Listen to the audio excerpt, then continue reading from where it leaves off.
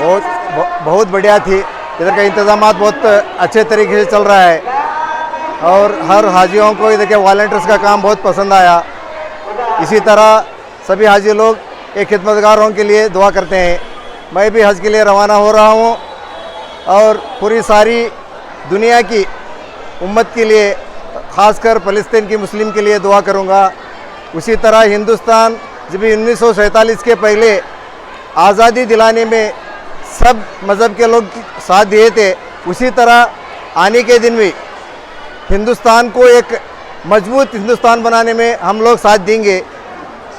फिर कर्नाटक के मुसलमान, जो कर्नाटक की सरजमीन सूफ़ी संत की ज़मीन है, उसी तरह भाईचारा, अमन और चैन के लिए हम उधर दुआ करने का करूँगा। और यहाँ के इंतजाम कैसे लगे? बहुत अच्छे थे, बहुत अच्छे थे। ख़ास कर अब रहीम साहब हैं, ज़मीर अहमद खान साहब हैं और हमारे सिद्धरमैया जी हैं, वो हमारी उम्मत के लिए जो दे रहे हैं उनको इसी तरह और तरक्की दे और को उम्र दराज दे।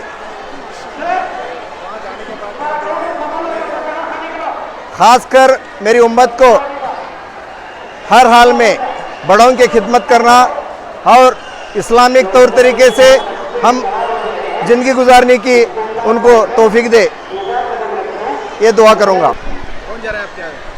मेरे वालिद और वालिदा हज के लिए रवाना हो रहे हैं कल सुबह। और क्या क्या दुआएं के लिए बोले हैं उनको? ये फ़लस्तीन के मुसलमानों के लिए और हमारे हिंदुस्तान के मुसलमानों के लिए और आगे हिंदुस्तान की हिम्मती के लिए दुआ करने के लिए बोला हूँ। आप भी जाने का इरादा रखते हैं? इंशाल्लाह इंशाल्लाह। कैसा लगा यहाँ का हज भवन? माशाल्लाह बहुत अच्छा है। इधर जैसी फैसिलिटीज़ मैंने अभी तक कहीं पे देखी नहीं है। जो भी अंदर वाइब आ रहा है वो पूरा सऊदी का ही वाइब आ रहा है।